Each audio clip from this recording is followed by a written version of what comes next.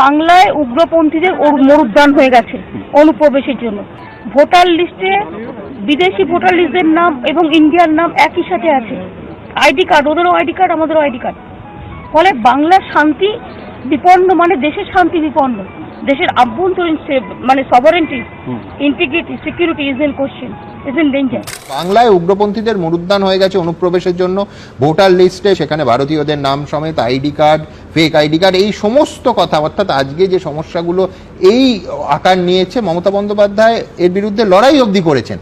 2011 ক্ষমতায় আসার পর একটা আন্দোলন বলো অনুপ্রবেশের বিরুদ্ধে কেন করলো না? অনুপ্রবেশ নিয়ে এটার বিচিত্র রসায়ন দেখবেন যে দল বিরোধী থাকে তারা প্রচুর চিৎকার করে, হইচই করে, নানা কিছু তথ্য প্রমাণ দেয়, কিন্তু সরকারে এলে তারা আর কিছু দেয় না। লক্ষ্য করুন, যখন বামফ্রন্ট সরকার এই রাজ্যে ক্ষমতায় ছিল, বারবার তারা বলতো যে কোনো অনুপ্রবেশ হচ্ছে না, সীমান্ত একেবারে কোনো অনুপ্রবেশ, ভুয়ো রেশন কার্ড উড়িয়ে দিত বামফ্রন্ট সরকারের মন্ত্রীরা।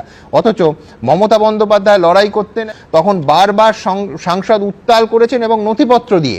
আমি বলছি, ক্ষমতায় চলে আসার পর 2011 পর তিনি আর বলেন না।